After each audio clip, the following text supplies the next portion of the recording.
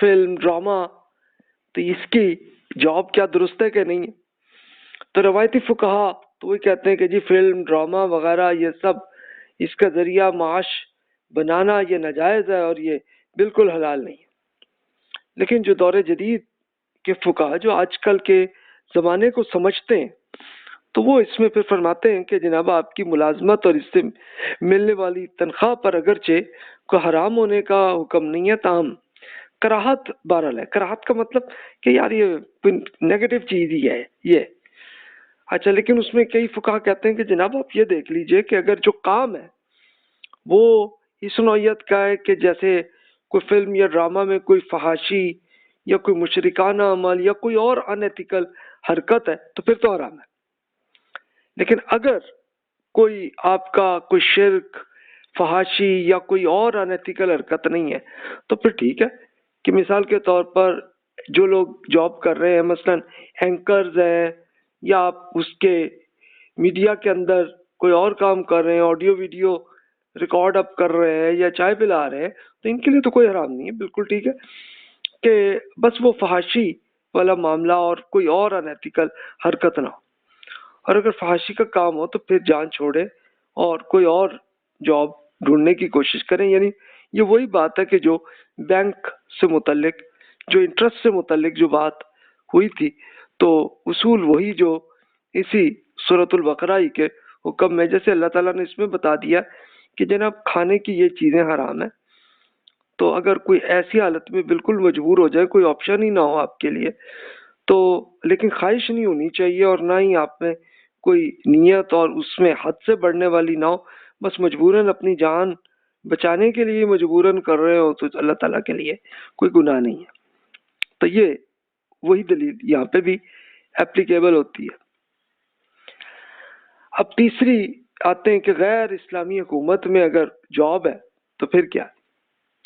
اچھا، اگر تو مسلم ملک میں اور مسلم ملک میں کوئی ان ایتھیکل اور دین کے خلاف کچھ نہیں، پھر تو کوئی کویسچن ہی نہیں ہے نا، پھر تو معاملہ ہی نہیں ہے۔ لیکن اگر مسلم ملک میں بھی کوئی غیر ان ایتھیکل حرکت ہو رہی ہے، یا اگر آپ یورپ یا امریکہ میں آپ رہ رہے ہیں اور وہاں پہ آپ کو گورنمنٹ کی جاب ملی ہوئی ہے، تو اس میں پھر کیا ہے؟ اس کے لیے اسپیشلی جو سیاسی اور انقلابی عسکری مذہبی تحریکیں، اس کو ہم آگے جا کے پولیٹیکل سائنسز میں ہم ڈیٹیل سے اسٹڈی کریں گے، لیکن ابھی اس وقت جاب سے متعلق جو انہوں نے اوپینین دی ہے تو اس میں وہ یہی کہتے ہیں کہ جناب ایک مسلم کے لیے جائز نہیں ہے کہ نظام کفر میں ملازمت کر کے اس کے مضبوط کرنے کے ذریعہ بنے۔ اس اصول کے تحت کوئی نظام حکومت اسلام پر مبنی نہیں ہے، خاص طور پر ملٹری ہے، پولیس ہے یا سول سروسز ہے، تو اس میں ملازمت جائز نہیں ہے۔ اس کے لیے اب یہ پریکٹیکلی ہوا کہ متحدہ ہندوستان، جس میں یعنی انگریزوں کی حکومت تھی، پاکستان انڈیا اس زمانے میں اکٹھے تھے، تو اس میں جماعت اسلامی کے لوگوں نے کہ اس کے جو مین اسکالر مودودی صاحب نے جو فرمایا، تو اس کی بیسس پہ ہی بہت سے لوگ جن کو گورنمنٹ کی جاب تھی انہوں نے جاب چھوڑ دی کہ نہیں جی، انہوں نے کوئی اور جو بھی آپشن ملی ان کو وہ چلے گئے۔ اسی طرح ایجپٹ میں بھی یہی سچویشن تھی کہ جمال عبد الناصر جو حکمران تھے 1960s کے زمانے میں ایجپٹ کے، تو اس میں اخوان المسلمین کے بہت سارے جو ساتھی تھے تو ان سب نے جاب چھوڑ دی گورنمنٹ کی، اور انہوں نے کہا کہ جی یہ تو بالکل کفر کے خلاف معاملات ہو رہے ہیں اور ہمیں جہاد کرنا چاہیے اور ان کے تختے کو اڑا دینا چاہیے اور انقلاب کی جدوجہد کرنی چاہیے، تو وہ کر رہے تھے۔ اور اس کے لیے ان کی دلیل سورہ توبہ سے، اس کو ڈیٹیل سے اگلے لیکچرز میں ہمارا پولیٹیکل سائنسز سے متعلق سوالات جو ہے اس میں بہت ڈیٹیل سے ہم ان کی دلائل جو ہے وہ دیکھیں گے کہ اصل حکم کیا ہے اور اس میں کیا ہے۔ اچھا، اس کا پریکٹیکلی تو پھر یہ ہوا تھا کہ جمال عبد الناصر صاحب نے اخوان المسلمون کے بڑے ساتھیوں کو، بہت سے لوگوں کو انہوں نے پکڑا، جیل میں رکھا اور کئیوں کو، بہت سے لوگوں کو جاں بحق بھی کر دیا تھا۔ تو یہ تو ایجپٹ کا معاملہ ہوا۔ اچھا، انڈیا کے اندر تو خیر نہیں ہوا کچھ معاملہ، بس یہی ہوا، اور اس کے بعد خود انگریزوں نے जॉब छोड़ दी और पाकिस्तान और इंडिया बन गया। लेकिन इंडिया पे तो अभी भी मुसलमानों में यही सवाल रहता है। अच्छा, फिर फुकहा के अंदर दो अल्फाज और आते हैं, दारुल कुफर और दारुल हरब। ये क्या है? दारुल कुफर वो कहते हैं कि ऐसे मुल्क जिसमें हुकूमत कुफार, मुशरिकीन और गैर मुस्लिमों की हो, जैसे America, Europe, England, even India, इसमें भी ले लें, तो इसमें वो कहते हैं कि जनाब इन ममालिक में अगरचे हुकूमत गैर मुस्लिम है, लेकिन वहाँ पर इस्लामी तालीमात पर मुकम्मल इजाज़त है। इन ममालिक में मुसलमान पूरी आज़ादी के साथ अल्लाह ताला की इबादत कर सकते हैं, आज़ान दे सकते हैं। ये एक एग्जाम्पल है। इसी तरह जमीय इस्लामी तालीमात में अपनी ज़िंदगी बसर कर रहे हैं, तो फिर इसमें कोई पाबंदी नहीं, कोई अर्ज नहीं है, तो फिर ठीक है जनाब। इसमें कोई ममालिक में रोज़गार के लिए कोई शरई इजाज़त है, तो इसमें कोई हर्ज नहीं है। अगर गवर्नमेंट की जॉब मिल रही है, इसमें कोई अनएथिकल हरकत नहीं है, आपको कोई रिस्पॉन्सिबिलिटी ऐसी नहीं है, तो फिर ठीक है, क्या हर्ज है। इसके लिए अब जैसे इंडिया के अंदर, इंग्लैंड के अंदर, अमेरिका के अंदर भी बहुत सारे मुसलमान जो हैं वो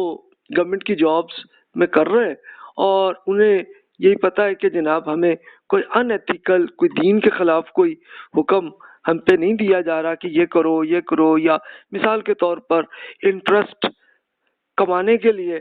कुछ नहीं कहा गया हमें, या ये नहीं कहा गया कि जनाब आप जाके किसी एक आम आदमी को कत्ल करें, ऐसा कुछ नहीं है, तो फिर ठीक है। हाँ, लेकिन अगर अनएथिकल हरकत कोई ऑर्डर आ रहा है तो फिर वो ना करें।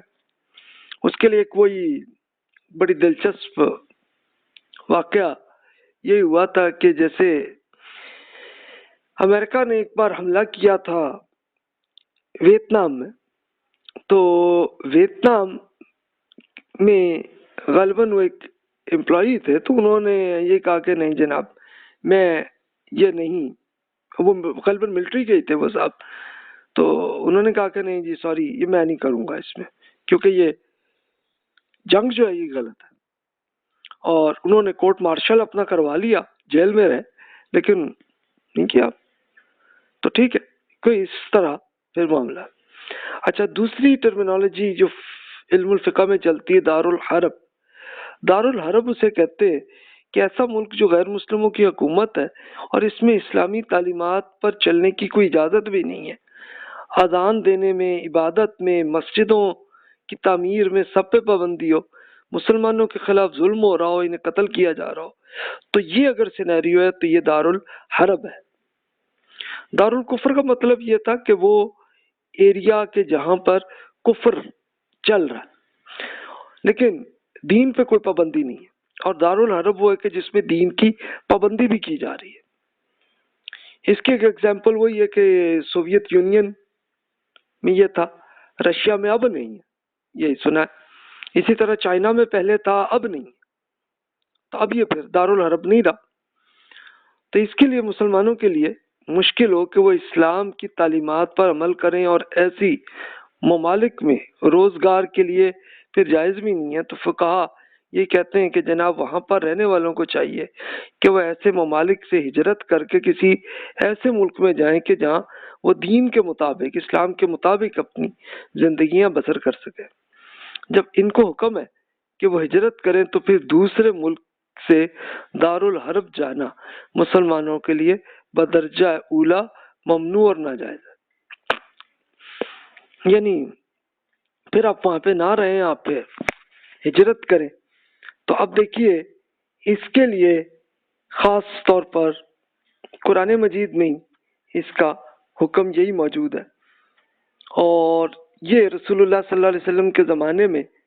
कि जिस वक्त मदीना मुनव्वरा में रसूलुल्लाह सल्लल्लाहु अलैहि वसल्लम की हुकूमत मिल गई थी, तो उस वक्त आपको हुक्म यही दिया गया। ये और कबीलों के लोग कि जो भी ईमान ला रहे थे, तो उनके कबीले वाले उनको रोक रहे थे दीन पे, तो उनको कहा गया भी आपके लिए ज़मीन खुली है, आप आ जाए, मदीना मुनव्वरा में आ जाए और रहें आप आराम से। अच्छा, और उससे पहले मक्की ज़िंदगी में रसूलुल्लाह सल्लल्लाहु अलैहि वसल्लम पे जब मक्का मुकर्रमा में भी जुल्म वो कर रहे, तो स्पेशली उन सहाबा कराम पे जुल्म हो रहा था कि जब वो جو اسپیشلی غلام اور جو بہت کمزور لوگ تھے، تو ان کے لیے یہی حکم دیا گیا اسے رسول اللہ صلی اللہ علیہ وسلم نے انہیں بتایا کہ بھی آپ یہاں سے ہجرت کر کے آپ چلے جائیے حبشہ، جو آج کل کا ایریٹیریا اور سوڈان کا جو ایریا ہے، تو یہاں پہ حکومت وہ کرسچنز کی تھی، اب غیر مسلم ایریا تھا لیکن وہ کوئی ظلم نہیں کر رہے تھے، بالکل آزادی دے رہے تھے، تو بھی آپ چلے جائیں وہاں پہ۔ اور پھر صحابہ کرام رضی اللہ عنہم کی بڑی تعداد، ان کی فیملی، وہ سب چلے گئے تھے۔ چلے گئے تو وہ بڑے سکون سے، امن کے ساتھ وہ رہے، اور انہوں نے پھر دعوت بھی ایسی وہاں پہ پھیلائی۔ اب جتنے صحابہ گئے تھے تو ان کے پوری جو سوسائٹی بن گئی، تو ان کے ہیڈ بن گئے تھے جعفر صادق رضی اللہ عنہ۔ تو جعفر رضی اللہ عنہ نے پوری قرآن مجید، وہ اسپیشل بادشاہ حبشہ کے جو بادشاہ تھے، تو انہوں نے اسپیشل پوچھا ان سے کہ بھی آپ بتائیے آپ پہ کیا دین ہے، کیا معاملہ ہے، تو انہوں نے پھر سورہ مریم پڑھ کے سنائی، تو بادشاہ رونے لگ گئے، اتنے متاثر ہوئے تھے وہ۔ اور اس وقت پھر مکہ مکرمہ کے لوگوں نے بھی ایک ان کے ایمبیسیڈر عمر بن عاص وہ تھے، تو وہ آئے اور انہوں نے کہا تھا جی ہمارے بندے ادھر آ گئے، آپ ان کو ہمارے طرف بھیج دیں، آپ ہمیں ان کو یہاں سے نکال دیں۔ تو اب وہی بادشاہ نے جب جعفر رضی اللہ عنہ سے پوچھا، تو انہوں نے پھر سورہ مریم سنائی، تو وہ اتنے متاثر ہوئے، انہوں نے کہا کہ نہیں جناب، ہم نہیں واپس لانے دیں گے، یہ آرام سکون سے آزادی کے ساتھ رہیں۔ اور پھر اس کا عمر بن عاص جو ہے وہ تو چلے گئے۔ اس کے بعد رسول اللہ صلی اللہ علیہ وسلم کی دین کو، قرآن کو جب پڑھا، تو وہ خود ہی مان لے آئے تھے رضی اللہ عنہ، اور رسول اللہ صلی اللہ علیہ وسلم نے انہی کو پھر گورنر بھی بنایا تھا عمان کے ایریے کے۔ اور انہوں نے پھر دین کے کام کے لیے کتنا کام کیا کہ پھر رومن امپائر کے ساتھ جہاد بھی انہوں نے زبردست کیا تھا، اور وہ جا کے ایجپٹ کی فتح بھی انہوں نے کی تھی۔ تو آج ایون یہ جو القاہرہ جو شہر ہے، مین کیپٹل سٹی ہے ایجپٹ کا، تو یہ اس کو آباد بھی عمر بن عاص رضی اللہ عنہ نے کیا تھا۔ تو ذرا یہ امیجن کریں۔ تو اسی بیسس پہ پھر وہ کہتے ہیں کہ جناب اگر آپ پہ دین پہ کوئی پابندی نہیں ہے تو پھر ٹھیک ہے، آپ رہیں آرام سے، جاب بھی کر سکتے ہیں، کوئی حرج نہیں، اور اگر آپ کو دین سے ہٹا رہے ہیں تو پھر ہجرت کریں۔ لیکن اب آپ کے ذہن میں سوال ہوگا جی آج کل کے زمانے میں ہجرت پریکٹیکلی ہے بھی نہیں۔ اب یہ آج کل آپ نے سنے ہوں گے نا کہ جیسے یہ میانمار میں اس طرح کا سلسلہ چل رہا تھا، لیکن چلے مسلم ممالک نے ایک اپنے ساتھیوں کی ہیلپ اس طرح سے کی کہ پوری طاقت کے ساتھ انہوں نے پھر میانماری حکومت پہ کی کہ بھی یہ لوگوں کو آپ آزاد کریں، یہ کیوں آپ ایسا کر رہے ہیں کہ اپنے دین پہ تو وہ عمل کرنے دیں نا انہیں، آپ کیوں ایسا کر رہے ہیں؟ تو جب وہ کیا تو چلے الحمدللہ کہ یہ مسئلہ حل ہوا۔ تو اس نے طرح کے اسی طرح سوویت یونین کے بہت سارے لوگ تھے، جیسے تاجکستان، ازبکستان، ترکمانستان، ان ملکوں کے تھے۔ تو جب وہ سوویت یونین میں یہ تھا کہ دین پہ پابندی لگی تھی، تو بہت سے لوگ ہجرت کر کے افغانستان آ گئے، وہاں سے پھر انڈیا میں بھی آ گئے، بہت سے لوگ پھر مڈل ایسٹ میں بھی چلے گئے، تو وہ رہ رہے ہیں آج کل۔ تو اس طرح کا یہ ایک اللہ تعالیٰ پھر کوئی نہ کوئی رستہ بنا دیتا ہے۔ اچھا بھائی، یہ غیر اسلامی حکومت میں ملازمت کیا درست ہے کہ نہیں؟ تو لیکن جو اکثر فقہاء ہیں وہ پھر اس میں کہتے ہیں کہ جناب مسلمانوں کی غیر اسلامی حکومت کی اصلاح کرنی چاہیے تاکہ وہ دین پہ عمل کریں۔ کوئی دنیاوی ملازمت ہے تو پھر ٹھیک ہے، اس میں کوئی عرض نہیں۔ اور سورہ توبہ کے احکامات تو رسول اللہ صلی اللہ علیہ وسلم کے لیے خاص تھے، جو ختم نبوت پر ختم ہو گیا معاملہ، یعنی جس میں سورہ توبہ کے شروع میں تو یہی حکم آیا گیا نا کہ مشرکین کو آپ قتل عام کریں، تو وہ حکم تھا، تو اس پہ ان کا کہ یہ تو رسول اللہ صلی اللہ علیہ وسلم کے زمانے پہ تھا، لیکن اب اس کو ڈیٹیل سے ہم اگلے لیکچرز میں جا کے ڈیٹیل سے ڈسکشن کریں گے۔ تو ابھی تو مختصراً عرض کر دیتا ہوں، ابھی تو جاب کی بات ہے نا، صرف وہیں تک کرتے ہیں۔ پھر وہ کہتے ہیں کہ ملک کے ابتر حالات اور ظلم و ستم جیسی حالت ہو جائے تو ان مشکلات کی بنا پہ وہ دارالکفر میں رہائش اختیار اگر کر رہے ہیں اور پھر بذات خود اپنے دین پر کاربند رہ رہے ہیں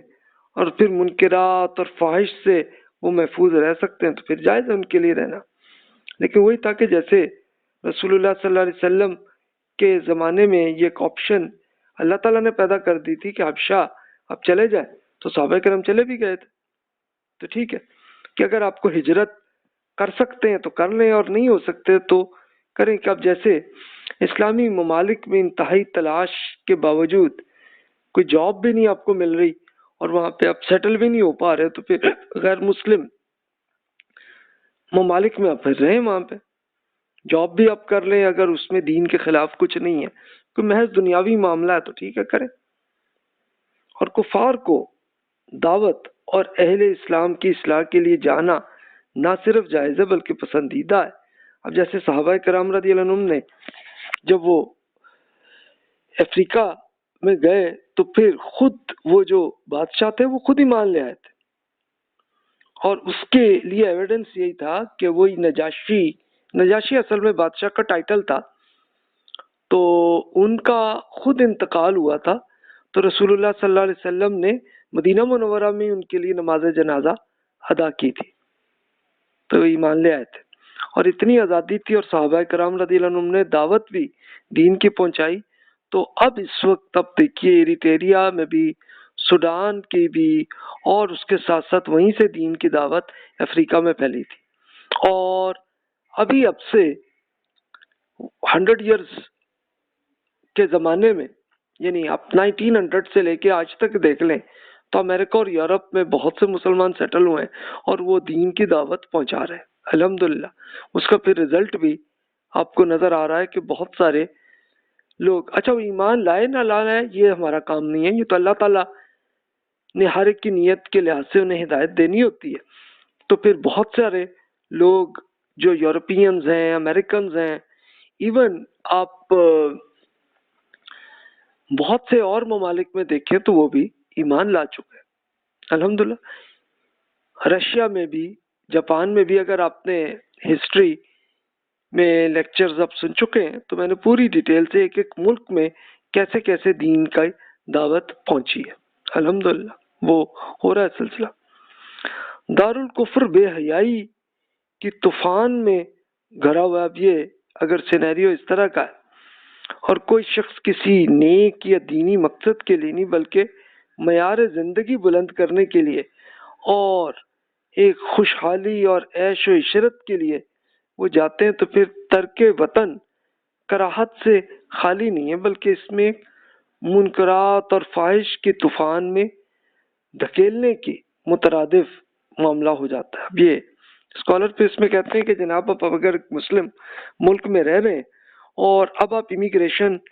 صرف انجوائمنٹ کے لیے اگر جا رہے ہیں تو پھر نہ جائیں پھر، اس لیے کہ پھر تو یہ ہوگا کہ آپ پھر بے حیائی، فحاشی اور کچھ اور معاملات میں پھر مسلمان کافروں کے ساتھ